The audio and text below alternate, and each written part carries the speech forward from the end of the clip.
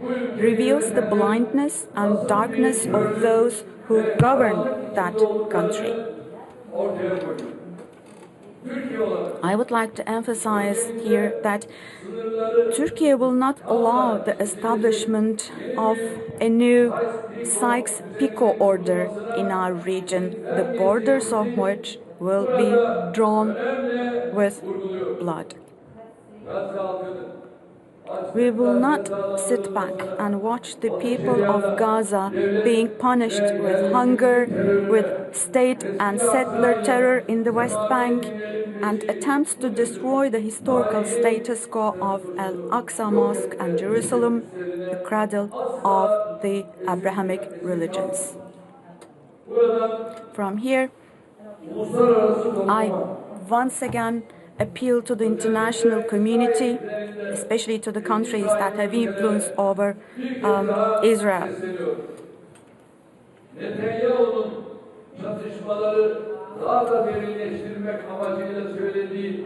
No one should pay attention to Netanyahu's poisonous words wrapped in praise in an attempt to exacerbate the conflict. Our region cannot afford a new war or instability. What we need is common sense, restraint, caution, never to fall into the hiddlenesses of covering up a wrong with a bigger wrong. Today, let's emphasize once again that the solution lies in diplomacy and in dialogue. We are in fact ready to do whatever falls on us, including facilitation. Since the 13th of June, we have made serious efforts to restore calm. And we have really made some efforts. Inshallah, hopefully, we'll continue these contacts patiently until we get actual results. Distinguished ministers, distinguished friends, under the current circumstances, the achievement of a two-state solution has become all the more vital. We should continue to encourage more countries to recognize the state of Palestine. And we must continue to coordinate our efforts to take coercive measures against Israel on the basis of international law and on the basis of the Charter of the United Nations.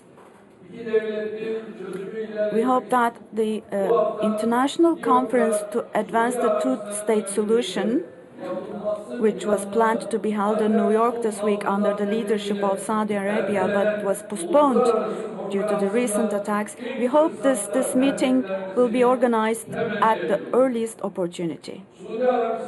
And I wish Saudi Arabia success in this initiative. Of course, I have to underline the following as well. Like between two siblings who are children of the same mother, there may possibly be differences of opinion, and these are actually natural facts of life. Likewise, these are also natural facts of politics and diplomacy. But being brothers or sisters also means sharing the same destiny. For example, the fate of Istanbul is not separate from the fate of Damascus or the fate of Baghdad, that of Cairo, Sana'a, the fate of Islamabad, for example, or that of Kabul, Tripoli, Tehran, the fate of Mecca and Medina, and of course the fate of Jerusalem and Gaza. These fates are not different. Turks, Kurds, Arabs, Persians, Sunni, Shiite, Alawite, African, Asian, Latin American, and all other sects and origins, as well as Muslims, have a common faith, just as we all have a common Qibla. Each and every one of us, we all say, La ilaha illallah Muhammadun Rasulullah. And when it comes to our common cause or causes or our common interests, it is our duty to put aside our differences, and it's our duty to get united. We cannot possibly allow the differences between us, the attitude differences between us, to be a hindrance to us, particularly in this current critical period that we are going through. And recently, we have seen that balances, politics, fragile relations may not always yield results. In this event, in this meeting of our organization, our organization, by the way, represents the voice and conscience of the Ummah. In this meeting, we need to clearly announce our position, our stance against Israel's policies that have turned the entire region into a place of war. Today, we need to hold on to each other tighter, to tighten our ranks even more, to expand our boundaries of tolerance towards one another even more. That's what we need. We should take the following command of Rasul Ekrem, the Holy Prophet Muhammad, as our guide. He said the following, quote, "Two is better than one. Three is better than two. Four is better than three. Get into an alliance," unquote, he said. Yes, we sincerely wish to reach the days when our Palestinian brothers and sisters will eventually achieve national unity among themselves.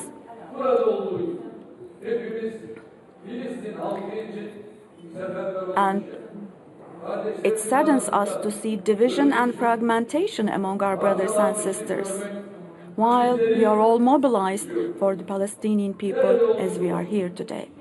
It is our sincere desire to pledge to unity and solidarity, whatever it is, regardless, against separation, against polarization. Dear guests, in a multipolar world, it is a must that the Islamic world of 2 billion people becomes a pole on its own. We are on the eve of a period in which the Islamic world will play a much greater role, but at the same time will assume more responsibility. Turkey's presidency of the Council of Foreign Ministers begins now in a period when the spiral of violence in our region is being and stability and peace are being threatened. We need to show more solidarity to stop Israel's banditry in Syria, in Lebanon, and Iran as well, as it has done in Palestine. So we need solidarity.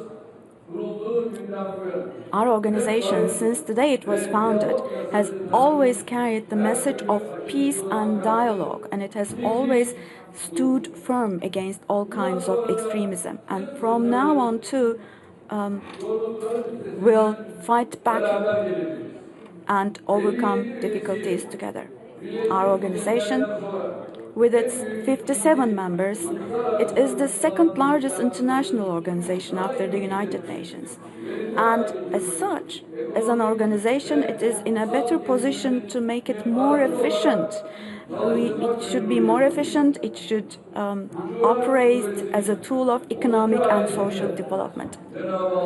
In verse 10 of Surah Al-Hujurat, Allah Almighty says the following, quote, "Believers are only brothers and sisters, so make amends between your brothers and sisters, and fear Allah that you may have mercy," unquote.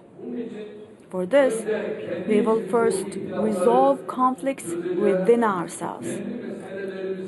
If we do not take ownership of our own issues with our own common sense and will, we end up serving the interests of others.